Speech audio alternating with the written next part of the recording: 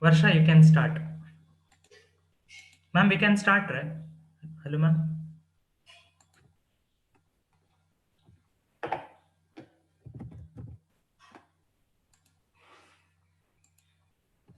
Ma'am, shall we begin?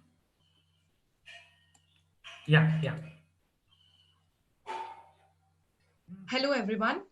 As quoted by Sir Albert Einstein, education is not learning of facts, but training of the mind to Varsha, you think. can start. Ma'am, we can.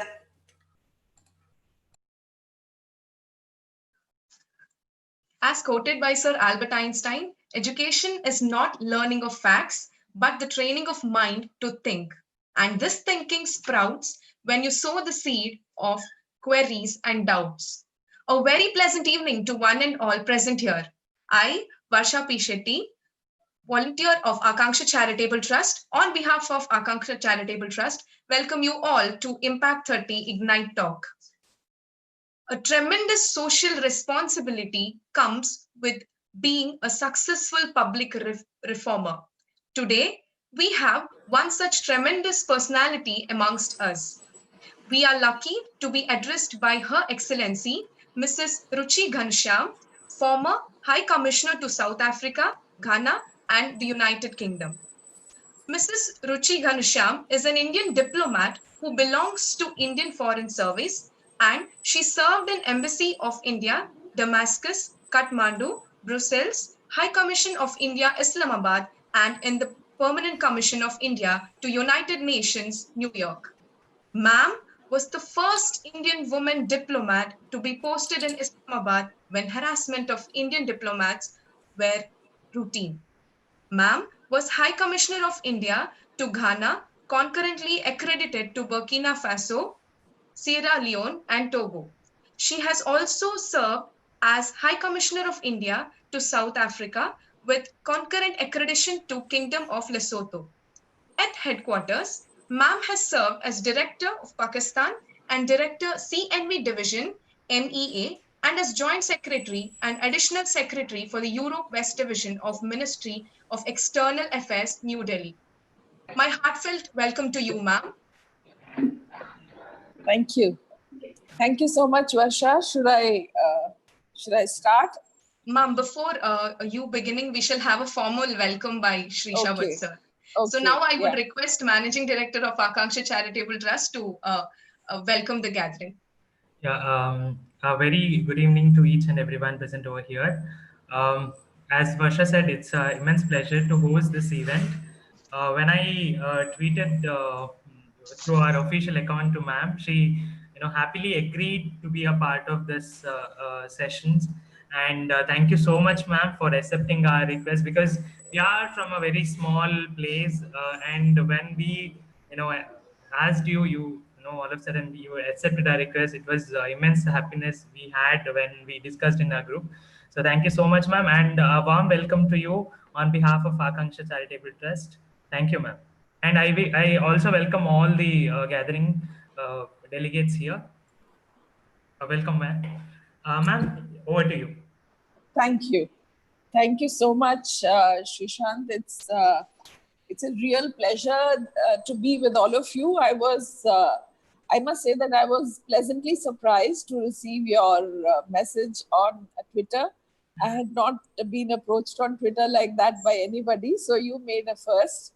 But it didn't take me even a moment to say yes and to agree.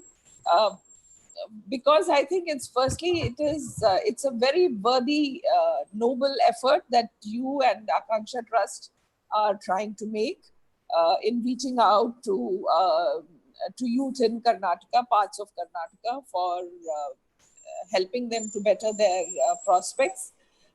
It's time that I should try and give back to our young people with all the experiences that I have had and exposure that I have had. But more importantly, actually, my official hometown is also Bangalore because my husband is from Bangalore. So it was a great pleasure for me to get associated with people from Karnataka and Bangalore. So thank you so much for inviting me, and thank you to all your members of the group who have put this together, who are making effort as volunteers, and to all those who have joined us this evening. So ever since you asked me to speak to members of your group, well, not ever since, but yeah, off and on, I have been thinking about what it is that I should say. In between, I had some other engagements, so I got a little distracted, but not knowing exactly what the profile of the people in this group is, what would they be interested in talking about. So, in a way, I'm kind of shooting in the dark. So I thought, why not I talk about a few of the off late few inspirational people about whom I have either come across on Twitter or internet, or earlier had read about. Yeah, because and this thought was sparked by the fact that I think the work that Akanksha Charitable Trust and all the volunteers involved with it are doing is also in its own way extremely inspirational. So I thought, okay, let me start by some of the inspirational stories. So the one person that off and on I have been reading about and I have been greatly impressed with is the work done by Afroz Shah in Mumbai and other volunteers who got together and cleaned up the Warsaw beach of 40 tons of waste that was on the beach. And the beach was so dirty that while walking there, people would often hold their noses. But sometimes living with so much of unpleasantness makes us inured to the sense of uh, upset or outrage that should automatically come into us. And so people had done nothing about it until a day that he and another person who was with him, they decided that they will start cleaning up the beach themselves. And it for the first 2 weeks, I think they were just the two of them, but then two other people asked to join them. And slowly, over a period of time, they managed to clean up the beach with of 40 tons of waste. They also work with the communities living in that area for sustainable, living. And the success of the effort was seen in the olive Ridley turtles returning to the Warsaw beach after many, many years. About 80 of them returned to the Warsaw beach for the first time. And for his effort, lawyer, come, environmentalist, now we have to call him, Afroz Shah, was made the UN's Environmental Champion of the Earth Award for 2016. So that is a very inspirational story. And I then came across, once again, I had read about him earlier, but once again, I came across the story of Abid Surti. He's an author, painter, cartoonist, a journalist, many things rolled into one. And he set up an outfit called Drop Dead, which is a water conservation initiative. And he started it in 2007 in Mumbai. And what he does is that every Sunday, he, along with a plumber and an assistant, they go across in the neighborhood. Uh, just a second, my dog is really getting very upset. Don't do that. So they go around the neighborhood and they set right the taps in people's homes so that there is no leakage of water. And every second when a water drops from a tap, okay, you have to excuse me for a minute.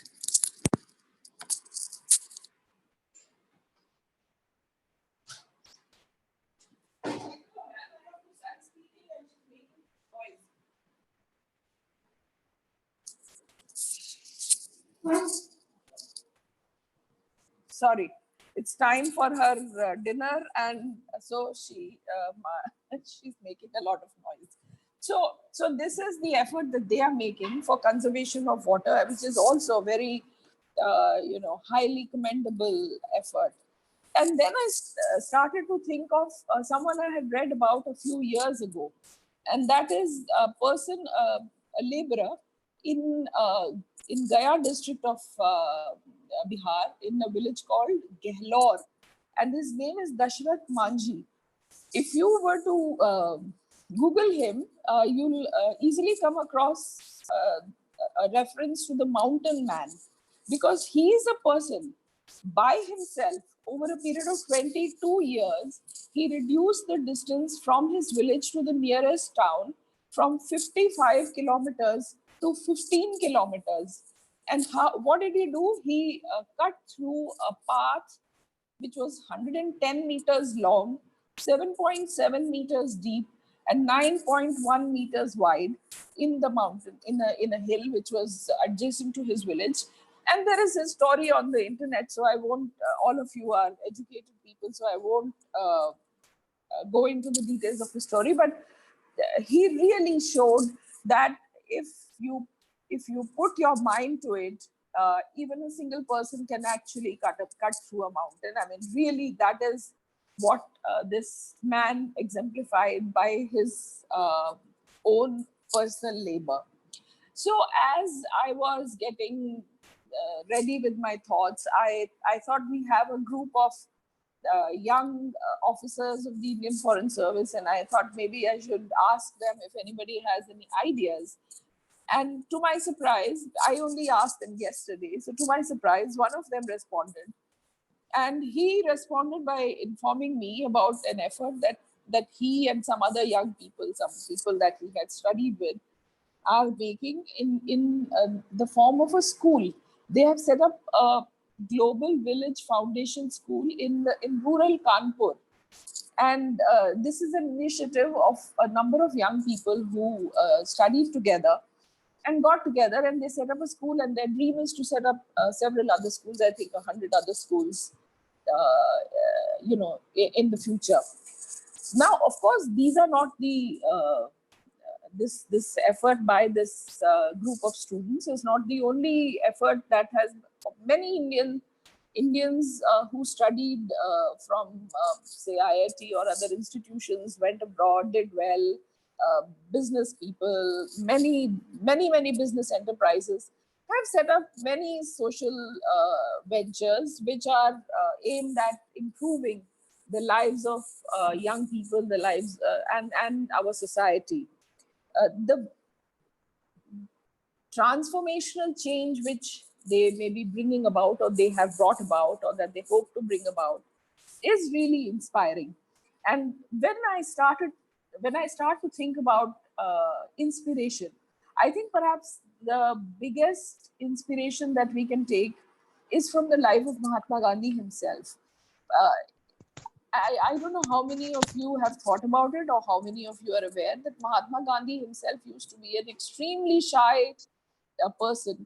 I once read that he was so shy that at a meeting when he was a student in the UK, he wanted to make a point, but he actually wrote it down and gave it to someone else to read it out because he was so shy to speak up. His legal practice, also, this is I don't recall which book that it was that I read it in, but it was a book that I read quite some time back, where I realized that his legal practice was not doing so well in Mumbai before he went to South Africa, because he was again, very shy and person who didn't speak up very easily. And to think that he went to South Africa as a lawyer to represent, an Indian family that had some dispute in their legal, because they needed a lawyer. It was a Gujarati family, and they needed a lawyer who was familiar with English law, but at the same time who could also speak in Gujarati or read their books in Gujarati. So he went there as a lawyer, and look at what he achieved in life, how he was transformed when he was thrown off the first class of a compartment in Peter Maritzburg railway station. And from there to the, to the journey where he developed satyagraha as a weapon in South Africa, and thereafter, of course, led the freedom struggle in India. So all of these are highly inspirational stories of how a person can actually be, through his or her effort, can be the change that they want to see in this world. I mean, this is a quote that is attributed to Gandhi: be the change that you want to see in this world. So these stories show that it is possible for an individual or for a group to actually bring about change in society, in one's own life, in society, in the lives of people around us. Now, it's not my intention to try and tell all of you that that you should take a chisel and start chiseling away at a mountain, or that you should take go around cleaning. I mean, all of those are noble efforts, and if that's what motivates you, don't be deterred by the challenge. But maybe that each one of us, maybe that's not your calling, and so each one of us has to find our own calling and our own space where we want to bring about the change. If uh, you don't want, or you haven't found the calling to change the world, you can also work on yourself to change your own self, the, to improve your own life, to do better in your own, whatever profession that you have chosen, whatever work that you have, that you want to do. The effort should be that whatever it is that you have chosen to do in life, that you do it to the best effort possible, to the best extent possible, and try to be the best in that area that you can be, as well as you can do it. Give it your all. I think all of us are familiar with the story of Arjuna in Mahabharata, and how he focused on the eye of the fish, which was, the reflection of which was rotating in the water. And by looking at that moving reflection, he was able to pierce the eye of the fish with his arrow. So that story is what has always inspired me, that one has to remain focused on one's goal and keep in mind what it is that we want to achieve, and then goes wholehearted with all effort to achieve that goal. And hopefully, I'm hopeful, and I've not seen it otherwise, that when you make the best, most sincere effort, you do end up achieving that goal. And these stories would seem to indicate that. Now, I'm speaking to you at a time when we are going through perhaps the worst pandemic that living memory at least can cite. At the moment, we all know, we are, different places have gone through or are going through uh, various kinds or versions of lockdown, very strict, sometimes weekends, sometimes selected areas of certain towns and cities. And this is not a phenomenon that is limited to Delhi alone or to India alone, but to various parts of the world.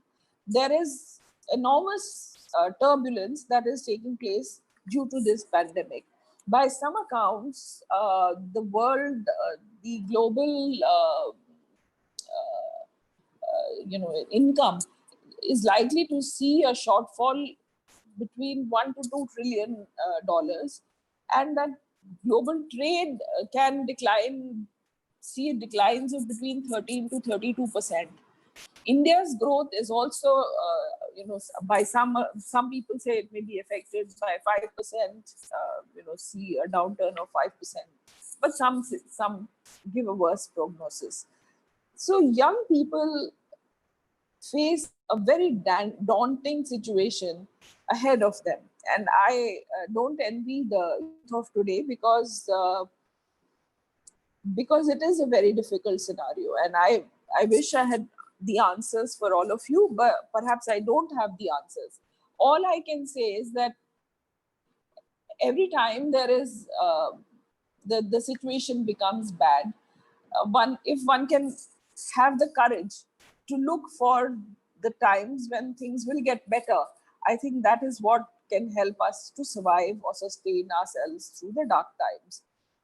In this situation, a lot of uh, businesses are finding themselves to be in difficulty. I think the job market may be also shrinking.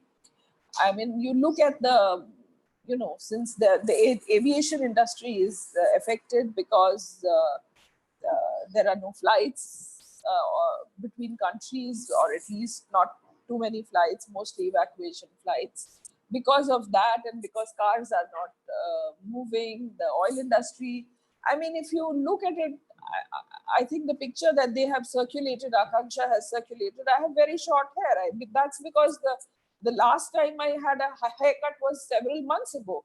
Most of us are not going anywhere. We are not going even to the barber. If you have a small medical complaint, you're not going to a hospital either. I did a healthcare event, healthonomics event last week, and I realized that even hospitals have a high requirement of capital in terms of investment, but business is slow even, and it is difficult for even hospitals to survive. So it is a very, very difficult time. In this period of time, I think what young people can do perhaps is to focus on bettering their qualifications, bettering their skills, improving what they can deploy at their to their advantage when things get better. And meanwhile, also try to look for opportunities. Don't only try to look for jobs, because jobs may be difficult to come by, and jobs may be difficult to come back for quite some time, and they may not be available, coming up in the area that you are focusing on. So look for an opportunity. I was reading about what the RBI governor had to say about what are the prospects, which are, how can we how can India deal with this economic outcome of this situation better. And one of the areas that he has identified is agriculture, the renewable energy, infrastructure. So wherever you are, look for opportunities. There will be some niche. Where is there a need? Where is there a service that's required? Are you in a position to fill that gap? Can you develop a model that can help uh, to fill up a certain requirement, certain need a niche that you can occupy, and perhaps develop that into an enterprise. So I think there would be no better time than now to remember what our Prime Minister has been saying in the past, and I'm sure that he says it now as well. But definitely has said it many times in the past, that aim to be a job creator, not a job seeker. I think this, perhaps at this point of time, that is a very big requirement from all of us. That may seem very simplistic, and perhaps it is. I'm not placed where you are. I have already, served for 38 years, and so it's a much harder situation that you face.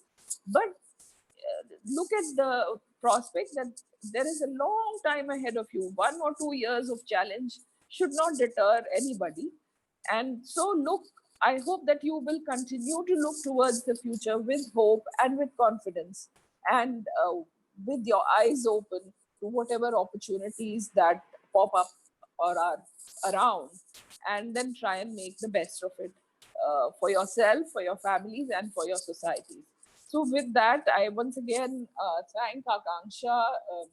I thank uh, Shresh, how do Shrish, you say your name? Shrishta, Shrishta, yes. Shrishta Bhatt, Shrishta Bhatt, Yeah. Varsha, and all of you for coming here today. I don't know if I'll try my best to answer your questions, but I'm not sure that I have answers to all your questions. But nevertheless, I must say that it's a very wonderful opportunity for me to talk to all of you. Thank you so much. Yeah, thank you. Thank you, ma'am. These inspirational stories, right from Afroz Shah, sorry, to Mountain Man, and such inspirational stories are not only inspiring but also a lesson. And as ma'am you said, it shows that each individual, be it big or small, rich or poor, can make a change, can make a difference in one lives. And we will make sure that we shall aim to be job creators and not job seekers. So, with that note, I would request all the spectators to put up their question on the chat box, or if not, they can unmute themselves and ask the queries to ma'am.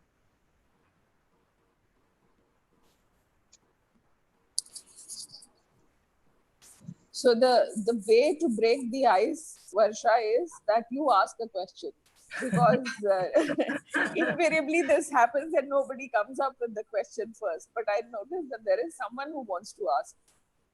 Madhura, I think, wants to ask a question, or are you just adjusting your camera, Madhura? So, on that note, ma'am, I would like to ask you a question. What, according to you, are the major factors which are preventing the participation of youths in community development? Yes, that's a very good question, and I don't think there would be one single factor. I think the focus is very self oriented, and the all of us, we want to improve our own lives or go forward our own selves, and don't look around ourselves too much.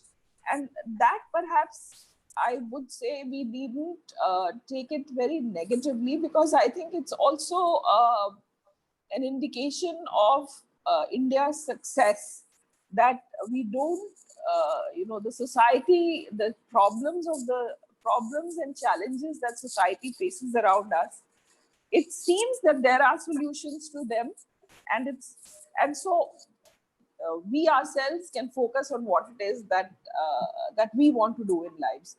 Uh, but I at the same time, I don't know if it is true that youth is not engaged, because Akanksha Trust is, I think, a perfect example of youth being engaged in the society, in the welfare of the society. And as I explained, there's another group of young people that just from last night I learned about. But I'm sure there are n number of young people who are trying to make different kinds of efforts in various parts of India. But I think it's important to highlight the positive contributions that young people and their efforts are making. And I think in this case, for instance, what Afroz Shah did was very useful, a very good use of social media. I think it's important to spread the word, to make sure that the message goes around. And it's not that we don't have challenges. Of course, at the moment, there is a pandemic, and there is economic fallout of that pandemic. So it seems like, there is a very big challenge ahead of us. But quite apart from that, our society faces many, many challenges. I mean, just take water alone. We are a country that is going to be really, really very badly water stressed. Many parts of India are very badly water stressed. We are not very conscious of, polluting, the pollution that we are causing, the groundwater pollution that is happening in India. There is indiscriminate, extraction of groundwater. Then look at the plastic waste and all the other waste. I was just looking at the newspaper this afternoon, and I saw, just, with all this mask wearing, I mean, I think that itself, all the medical masks and the gloves and everything, that itself is a major waste creator. Yes. That is so there's many challenges that the societies face, and I do agree with you that there is need for youth to be better energized in this regard. Thank you, ma'am.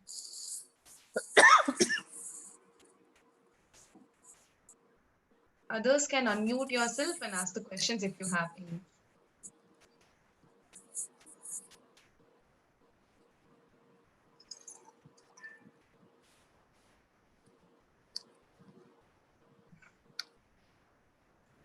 Uh, Madhura, I think, wants to unmute herself, but it's not getting.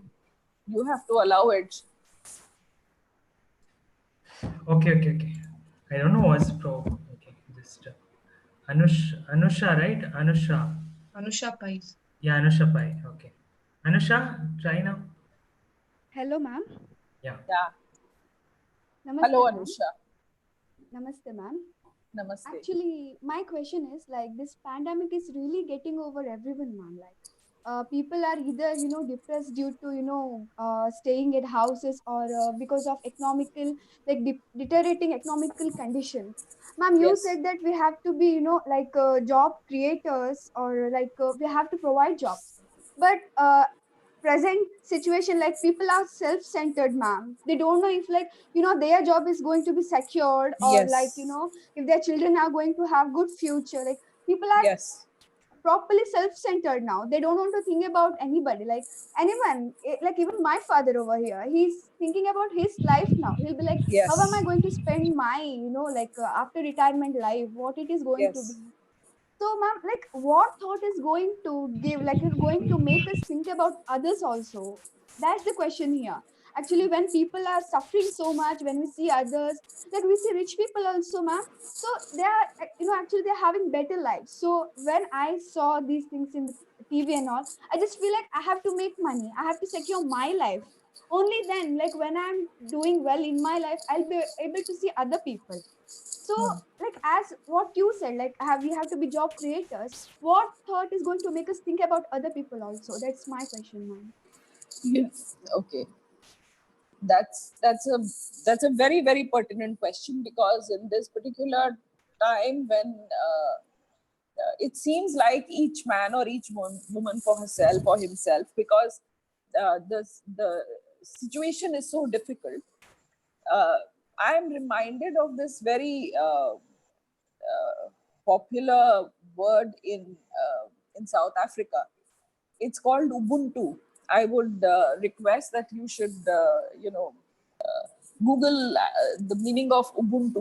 Ubuntu. Ubuntu. What it means is that I am because we are. So I exist because all of us exist. My existence by itself is not possible. So if I am a barber, for example, I cannot survive if you don't come to me for a haircut. Yes. And if I am a doctor, I will not survive if you don't come to me for treatment. And you cannot come to me for a haircut or for a treatment if you don't have any money yourself. So Yes. it's important that each one of us should be doing well. Now, it's easier said than done. And at this point of time, the struggle is, it seems like it is unending, and it's very difficult. And it is a very difficult struggle, not just for India, but for the whole world. Yes. But unless we look at it from the perspective, from a bigger perspective, uh, we won't be able to get out of the struggle either. So that, I hope that provides you with okay, sorry, yeah. So I hope that with that I have at least to some extent answered your question. Yes, ma'am. Sure. Thank Hello, you, ma'am. ma'am. Thanks. Yeah, hello Madhura. Hello. Good evening, ma'am. It Good was evening. my immense pleasure to be in your session. So my question is not to, pertaining to this pandemic, but then I just want to ask you, ma'am. Like Varsha, when she mentioned that you were the first lady who was sent to Islamabad during the conflicts there.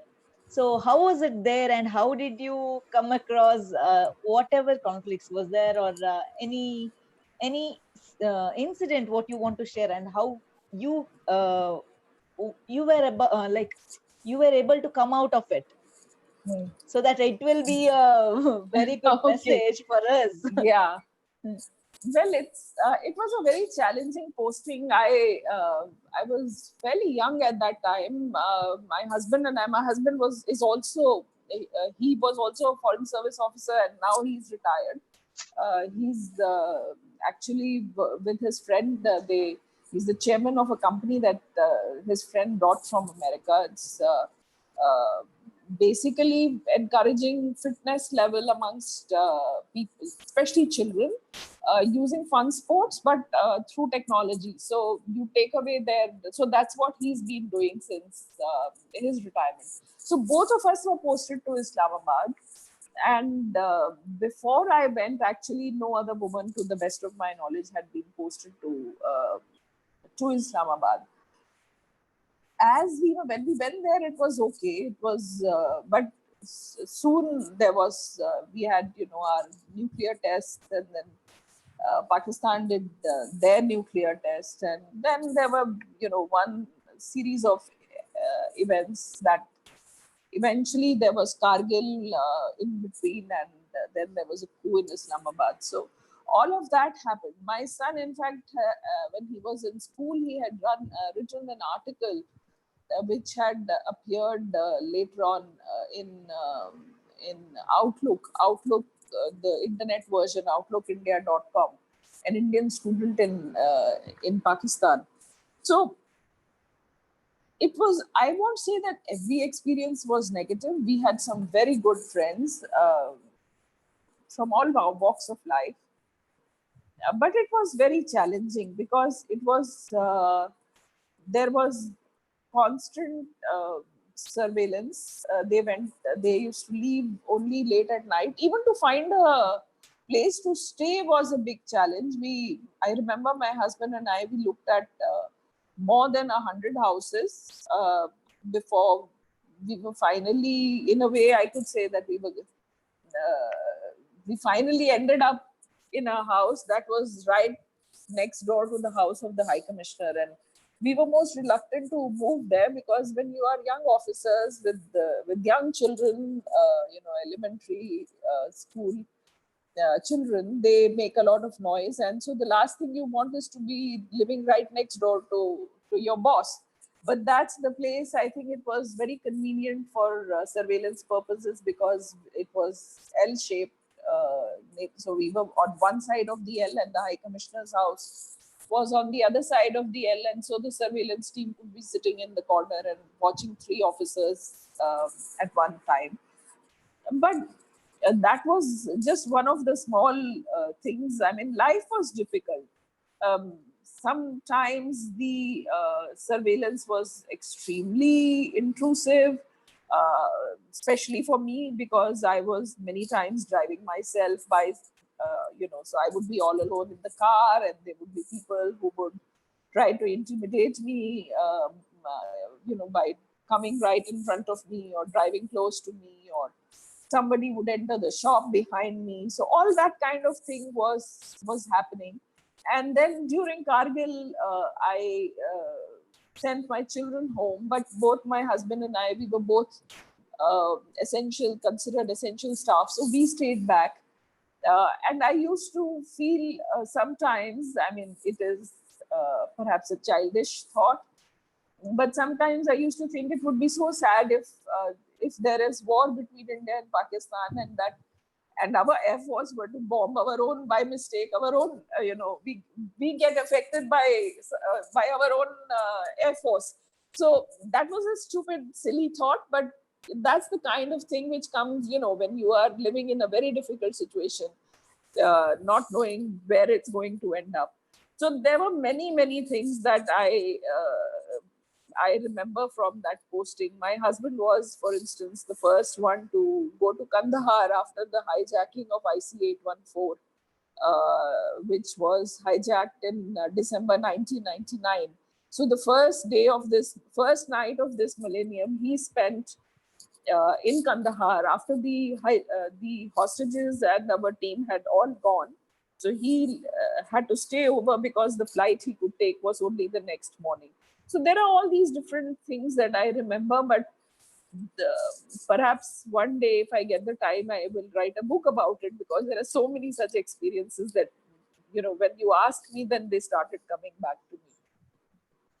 But it was a very challenging assignment, indeed. Yeah, thank you. Thank you, ma'am. Thank you, ma'am. Thank you, Madhura. There's a question from Ashwin.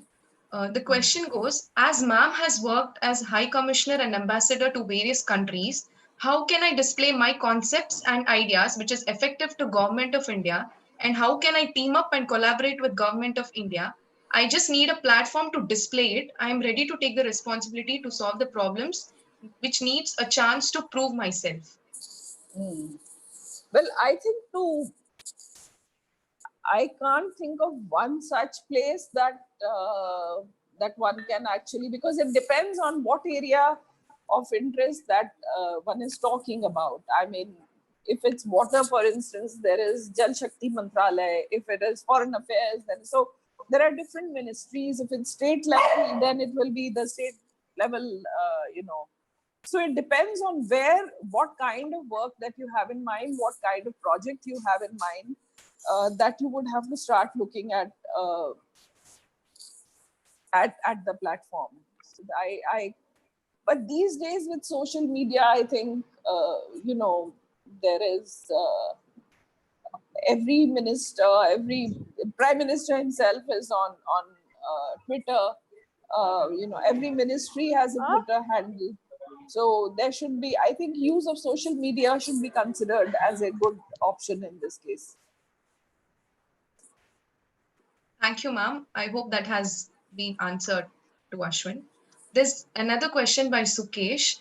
Uh, he says, "Hello, ma'am. As you have been in many different countries, how would you see youth of India compared to other countries in nation building?" That's very interesting. But I would hesitate in making kind of stereotypical comments, because different countries, different parts of the world, uh, people would be different. So it would not be a very useful exercise to make a black and white distinction between youth of India and youth of the rest of the world, because rest of the world is not really one singular entity. It is also consisting of so many different entities. But youth of India, I must say that I have been increasingly impressed by the desire and will of the young people in India to do things, to achieve things, to make something happen. I think young people in India generally, the older generation tends to think that my generation was so good and now this generation. But I don't really agree with that, because I think when we were growing up, we didn't have access to information as readily as young people do today. So with that, young people are better equipped, better prepared, and better motivated. I don't think I could point to too many examples, like, for instance, the work that you people are doing when we were, So I think young people in India are taking greater interest in their own lives, but also in the lives of our society. I think that would be a better answer to give. Youth in other parts of the world would be, in different parts of the world, it would be different. So, but on the whole, if I try to do one kind of a blanket assessment, I think our youth compares well with youth in other countries. That definitely I would say. Okay, Thank ma'am. you. Varsha, here there is one question. Actually, one girl left the meeting due to network issue. Okay. She sent me a message. Mhm. What made her to be a foreign commissioner or that IFS? And did she had this dream since her childhood, or something else motivated her to go to this field? And if so, what motivated her? Okay, Asked from that Stuti. She is Stuti okay, from Udupi district. okay, okay. Well, please thanks Tuti for this question. It's interesting, when I was young, when I was in school, I had never really come across anybody from the foreign service. Those days, of course, there was no internet. There was even telephone was not so readily available. So really, I had neither seen nor ever met or even read about anybody from the foreign service. But notwithstanding that, when I read the newspaper, I somehow I would remember who was the foreign minister, external affairs minister, and somehow that is what in seemed to be of interest to me over the years. And then when I was in high school, I started to think of what I wanted. What was it uh, that I was most curious about? And I realized that I was curious about the world. I wanted to find out more about the world, but I didn't want to find out just cursory bits of information. I wanted to get in-depth acquaintance with other parts of the world. And after thinking through a lot, I thought that perhaps this would be what would answer my personal quest in life. And so there it was. I studied for the, prepared for the foreign service. I was living in a small town at that time. In my college, I was in Bhopal, and again there was no exposure to anybody from the foreign service. Books and libraries were not so readily available. So it was, but there you are. If you identify your goal in life and pursue it single-mindedly, then most of the time it does happen. So it did happen for me. So I hope that would satisfy Kruti's question. Thank you, ma'am. There's a question from Sumant from Dakshin Kannada district. What are the actions needed to make people conscious about environment? Because today people are harming the nature without knowing its purpose. Yes, I think that's a question that's really after my heart. If you may have noticed that the inspiring examples I gave are mostly about people who worked in the area of environment. And again, when I was talking about the challenges that we face, I was again talking of water pollution and solid waste management. It is true. We are, some people even say that the pandemic that we are facing is itself an outcome of of human beings closer interaction with nature, because there is a greater number of people, we have greater needs and desires, so we are going closer and closer into the space that nature occupies, and leaving virtually squeezing out the wildlife, and therefore this greater human interaction with the animal world, with the natural world, is resulting in bringing these this kind of problems to our society. So that is what some people say. Be that as it may,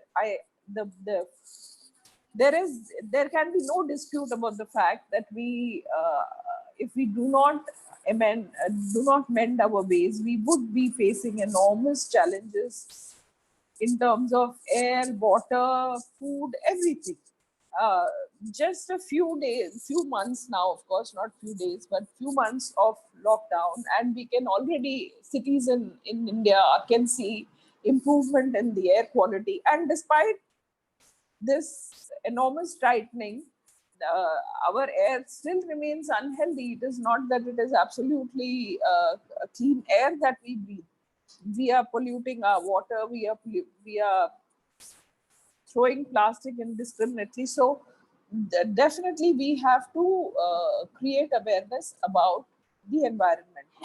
How can that be done? I think there are no shortcuts. We have to all understand that these are very important challenges that societies, individuals, and societies and countries and the world face together. And each one of us, in every sphere that we can, we have to try and instill the message, spread the word, and take every opportunity and make every effort. And there is no shortcut. There will be people who will open the window of their car and throw out garbage onto the street.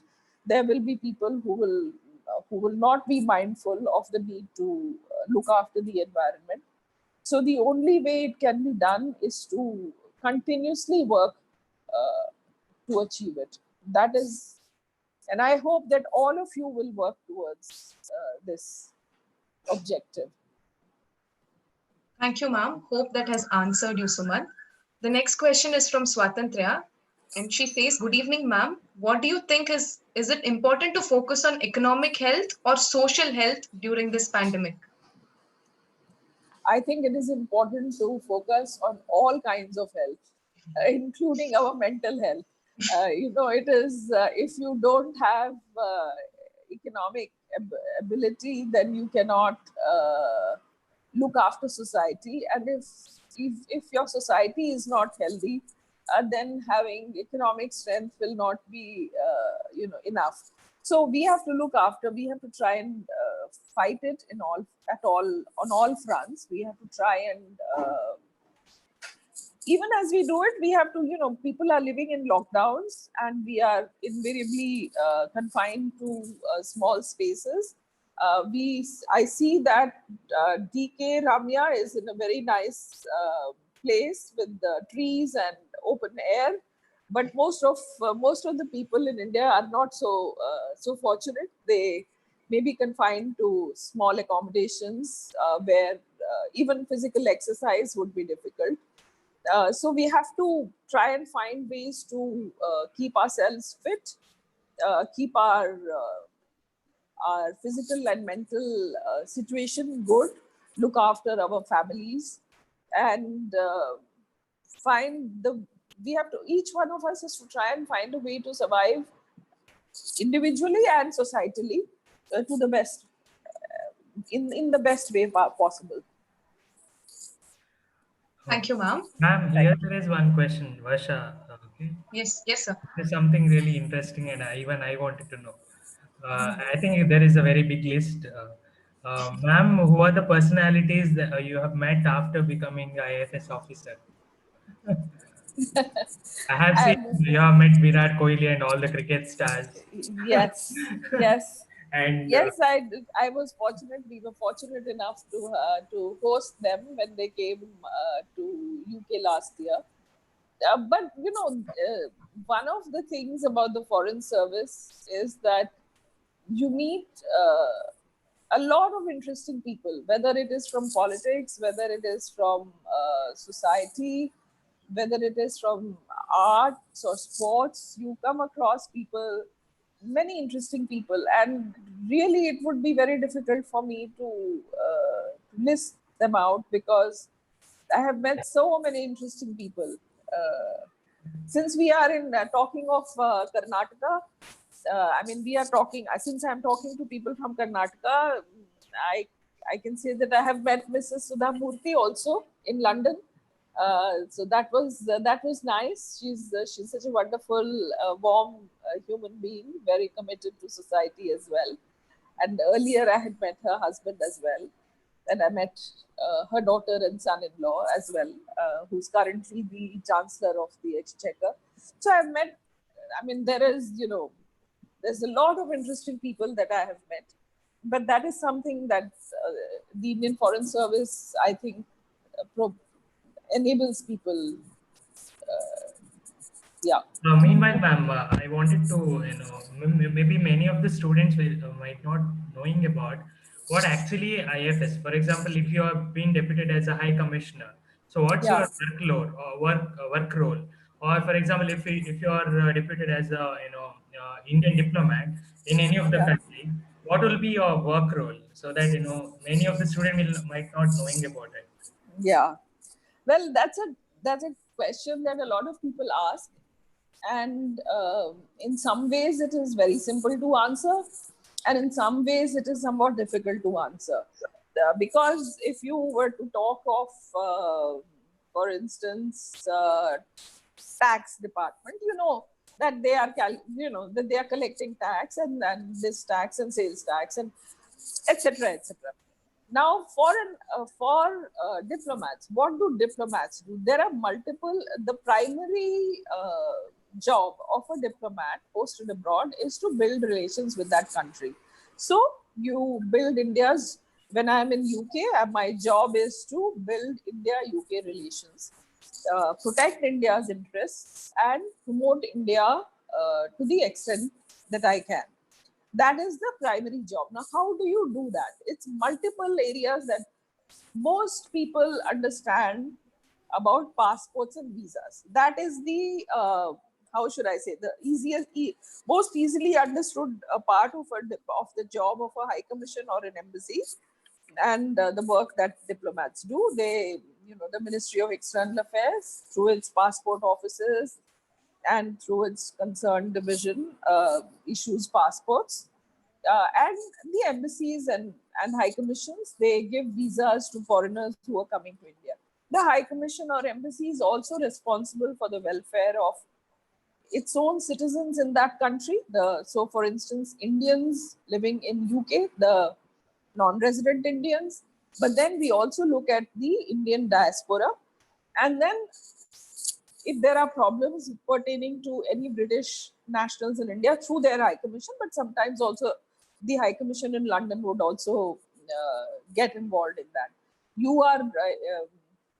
The High Commission also works to promote business and investment.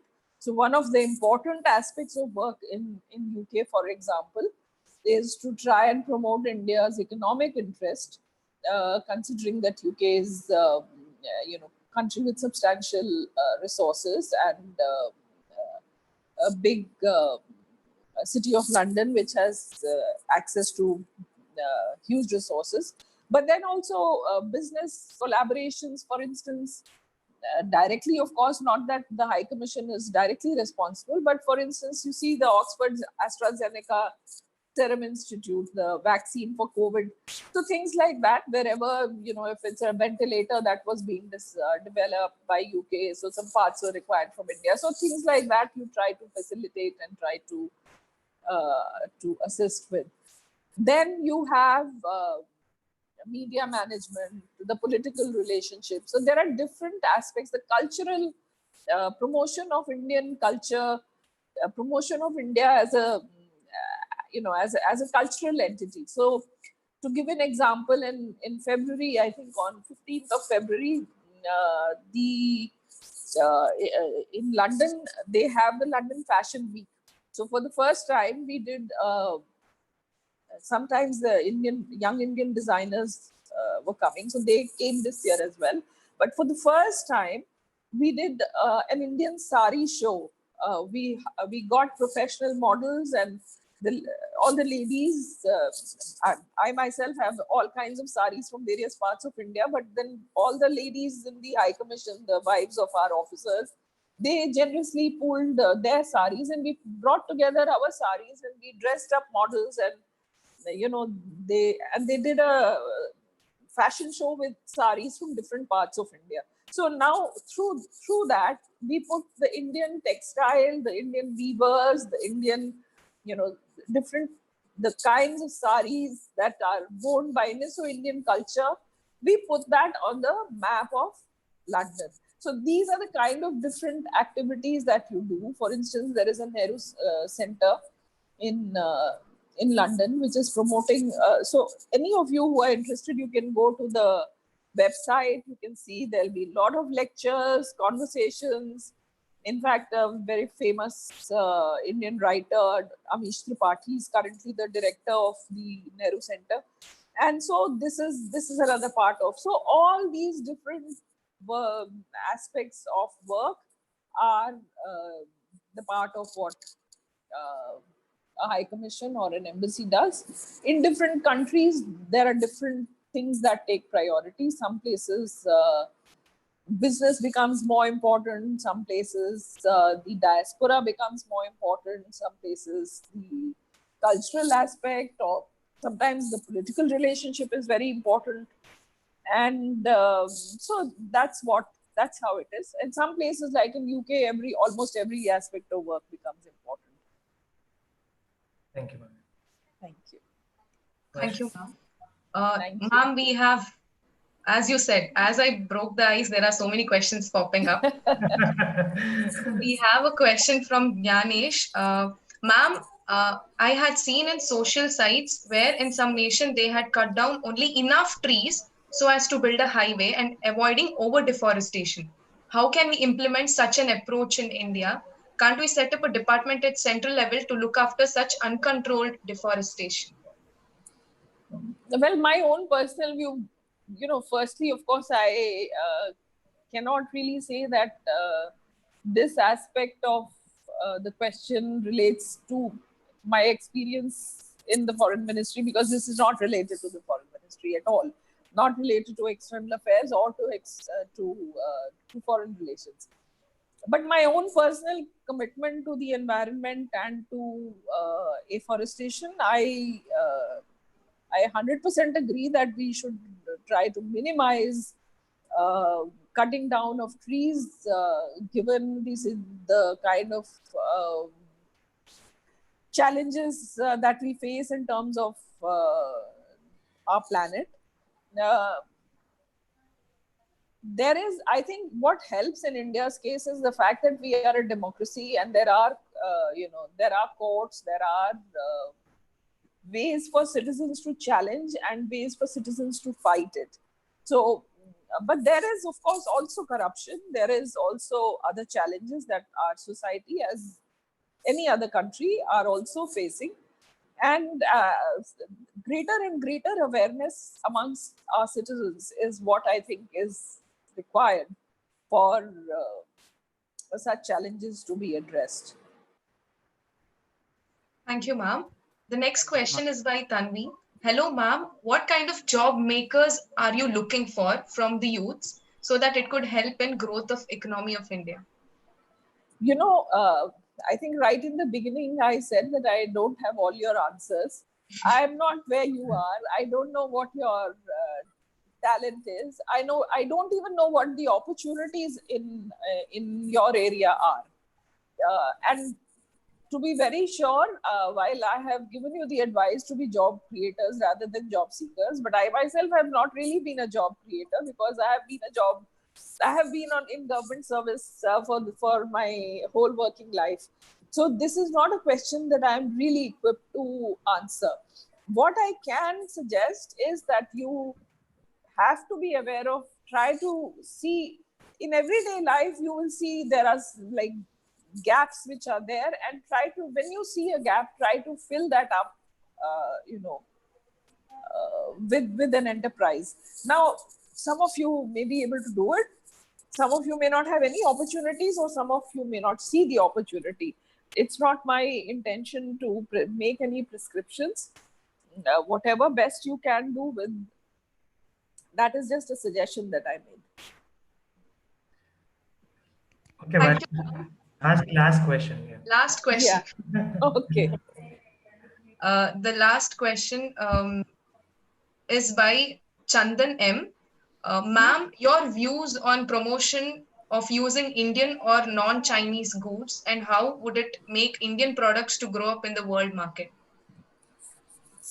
Well, I grew up at a time in India, and my grandfather was a freedom fighter.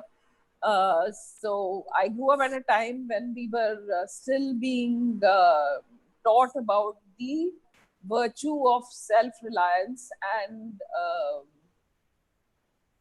we studied our history very carefully at that time, and how it was that the use of foreign goods really enfeebled our nation. So any effort, I'm not talking in the context of India versus China or any such specific context, but I think any effort that it makes India more self-reliant, that makes Indians use made in India goods, I'm all for it. But at the same time, I'm also conscious of the fact that we are living in a globalized world, and sometimes certain things you have to import if you want to remain economically competitive, not just at home but also in the world, because at the end of the day you have to try and export your things abroad and try to be competitive in the global market as well. Having said so, I think increasingly, I mean, one heard that even statues of Ganesh ji, for instance, that were being sold on the streets were not being made in India. I think it is time that Indians recognize the worth of things that are made in our own country, that gives a chance to people in our own country to produce, to supply to the Indian market, and to develop enterprise. And I think between, if I have an option to choose between something that is made in India and something that is not made in India, my first preference would be, of course, to buying something that is made in India. So that is what. But having said that, I also accept that there is. It is a global world that we live in. Ma'am, before winding up, I have that question in my mind. See, most of the time, youths from this district, especially Dakshin Kannada and Udupi, they have not getting the opportunity, especially in case of youth exchange with the many other countries. So how we have to approach and what are the procedures to get this chance in the youth exchange program? Even I don't know how to involve youths in that, especially students. If you have any idea, Well, yeah. not really. I have not come across. There are some youth programs, but there, as such, I think you may have to approach the Ministry of Youth Affairs and Sports. Okay. I cannot offhand think of, uh, but I think the best thing to do is to remain very vigilant on the social media. Okay. It is important to not just look at the websites of Ministry of External Affairs, but also those of the embassies based here. And the opportunities you may sometimes be surprised to see what comes up. Having said so, I haven't really seen too many youths, because as embassies we haven't, but there are programs that happen where young people do go exchange on exchange programs with other universities, other colleges, other institutions. But from the embassy side, I mean, I won't say that I have never seen. I have seen sometimes some colleges just bring some youth groups, abroad, but as such I haven't seen. But I would suggest that you keep your eyes on multilateral bodies, and see where are these opportunities coming up. Yes, ma'am. Sure. Yeah. Varsha, conclude. Yeah, we still have some more questions coming. So due to time constraints, and ma'am has accepted our invitation despite of her busy schedule. So it has been great interacting with you, ma'am, for constantly about 1 hour. You shared your thoughts and ideas, and you also answered most of our queries asked by the youth and also by us. I would extend a very heartfelt thank you for your kind time, kind words. Thank you, ma'am. It means a lot. Thank you so much. Thank you, Srisha. Shrishta. Shrishta. Thank you, Shrishta. Thank you, Varsha. And thank you to all of you who are present here today. I wish we had more time, but I think we are already 15 minutes over time. Yeah. Well, maybe another time. Um, Thank you, ma'am. there's this. And Thank you. there is one request from Akanksha members, because today Akanksha members could not join the meeting because we have only 100 limit. So there are Yeah, many friends. So yeah, once we want your talk to only for Akanksha members, because we absolutely. are about 90 plus volunteers are there. Okay, I'll contact. wonderful. We'll do it again. Yeah, Okay. yeah, sure. Okay. Thank you, ma'am. Thank you, ma'am. Okay. Thank you. Very nice meeting all of you. Bye bye. All the best. I Thank you, wish ma'am. you all the best during this pandemic and thereafter. Have wonderful lives ahead of you. Thank you. Thank you. Thank you, ma'am. Take care. Bye. Bye bye. I request all Dakshina Kannada. Can I leave the meeting now? Yeah, sure, ma'am. Yeah. Sure. Thank you. Okay.